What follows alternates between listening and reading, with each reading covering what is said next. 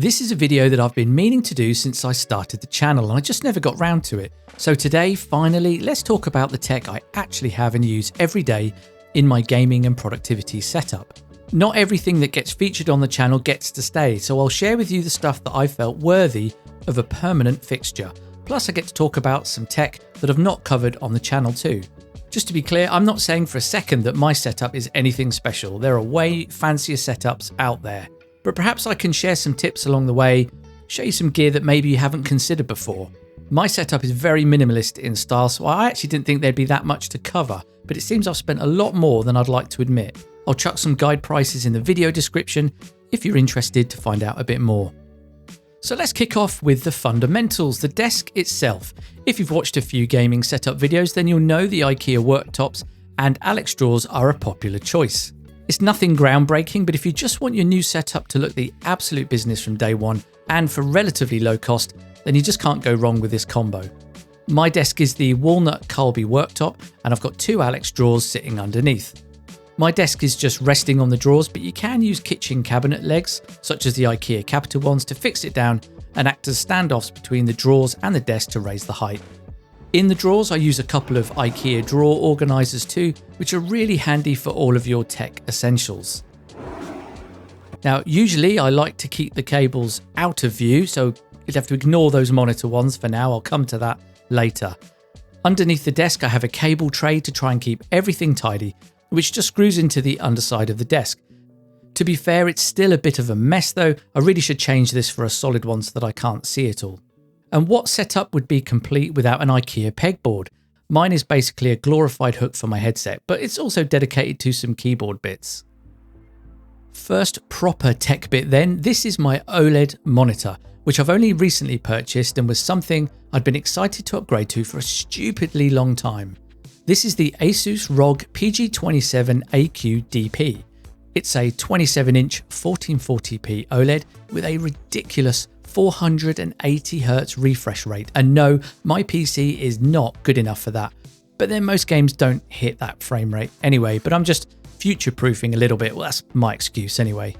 I'm testing and writing a review for this monitor at the moment, so that's why I've still got it on the included stand, using up all my desk space with loads of messy cables everywhere behind it.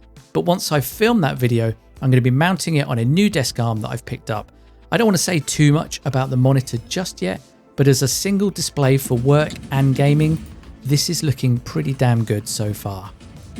Easily the most financially painful element of my setup, but also my pride and joy, is the gaming PC. I built this right at the end of 2022 with the idea of starting a YouTube channel, and I basically told myself I needed this PC to achieve that goal, which is absolute nonsense, but I do get a huge amount of value from it and I love that it handles video editing and gaming with ease. I really wanted to build my own, and even though I kept things as simple as possible, I'm still really pleased that it actually hasn't blown up yet. But games are getting pretty VRAM hungry, so I would definitely like to move up to a 16 gig graphics card at some point.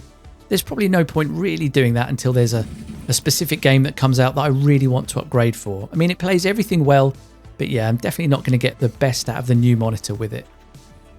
I work from home, so I'm on a PC all day, and then in the evenings, I'll mostly either be doing some channel stuff or hopefully playing some games, so having a decent keyboard is really important to me. It's also one of the most customizable and personal desktop editions you can have, and with so many options available, it can really help make your space your own. I just love the look and feel of mechanical keyboards, but for noobs, they are a mighty rabbit hole to jump into if you've never looked at one before, but I do highly recommend it. It can be an expensive hobby, but you can definitely kit yourself out on a budget. I started with Epo Maker boards and switches, and they're just superb value.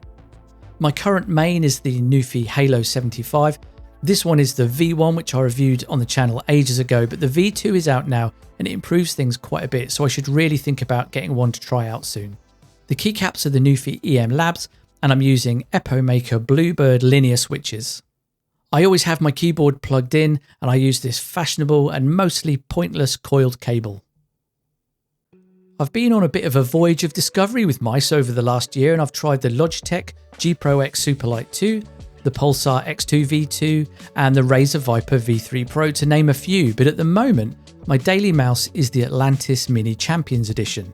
It's very similar to the Atlantis Mini that I've reviewed, but it's got optical switches, a 3950 sensor, and it's 8K compatible, although I don't actually play at that. I'm a massive fan of Lamzu Mice. They're just great bits of tech, packed with features, pretty well priced, have really cool packaging, and there's extras in the box too to give it that premium feel. They just put bigger brands to shame in my view. I've tried a few mouse pads too, and after seeing all the hype, I couldn't resist trying an artisan pad just because they look so well made and they're so highly rated. My first one was the Hayate Otsu pad, which is the red one here. I've been using this for quite a while now and it's pretty fast, but it's also really comfortable with just a nice amount of squish to it. And then there's this one, which I've only had for a little while, and this is called a Zero, which is a little bit slower, but it is smoother. As well as the type, you can choose the thickness. I went for a slightly thinner one this time around to make up for the slower surface. The quality and comfort of these is top tier. Lovely stitched edges, soft grippy backing, they're just pure class. I've always mostly been a console gamer, so it feels weird to say I don't actually have any consoles here on my desk setup at the moment.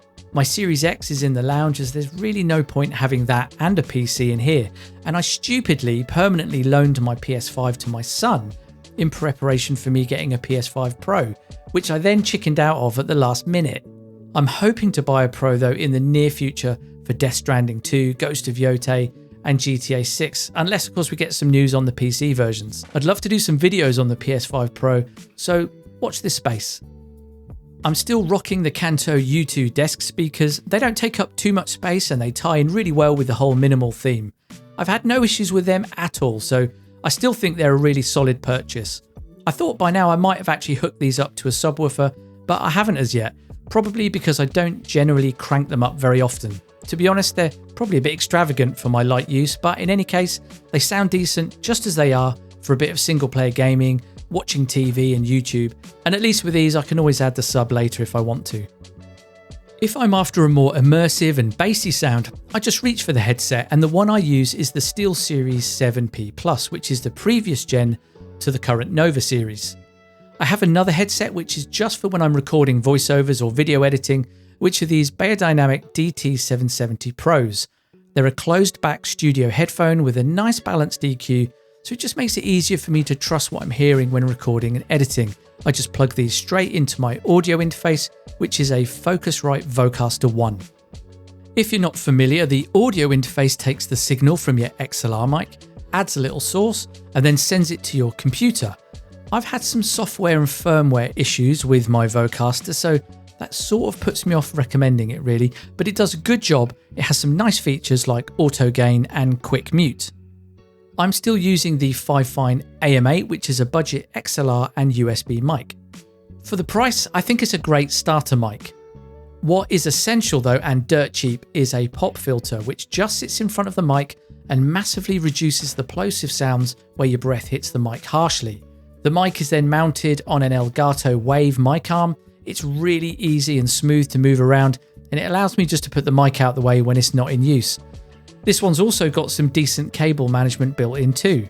I've not had it long, but so far, yeah, I can definitely recommend this Elgato Wave arm. Lighting is key to a properly functional and aesthetic setup, and the next item is one of those things I'd never even considered before, but it's so good for many reasons. On the top of the monitor, I've got a BenQ Halo screen bar, which is a desk light. It does an amazing job of lighting up the whole workspace without spilling light on the screen or adding clutter to the desk. I can adjust the light temperature and brightness with this little battery-powered puck, which is really handy, and I have this light on pretty much most of the time as it helps reduce eye strain. It's also a great light for shooting videos at the desk, so for me, it's an absolutely essential item. The BenQ Halo is a bit pricey though. You can definitely get away with spending a lot less, but I had issues finding one to fit my previous monitor, so I ended up with the Halo, but I use it every day, so I think it was well worth it. As well as functional lighting, you can't beat some good old RGB. Lighting helps create your own relaxing and immersive space, whether you're working or gaming, and done right, I think it hugely levels up any setup. That being said, I'm still very much on the minimal side of RGB because I need it to suit the dual purpose space that I have. My favourite RGB items are these Govee light bars, which add some amazing mood lighting to my space. They're usually mounted to the rear of my monitor, but because I'm still testing this monitor, I've not attached the mount, so for now, the lights are in these desk stands. They're controlled with an app or a smart home device, and they give off a really soft diffused LED light, and they're RGB WIC, which means they have some great white tones, plus the segments can be independently controlled, so you can mix the colours as you please. You can create so many different looks for your space, even in the daytime, as my room isn't the brightest, so it just adds some much needed vibrancy.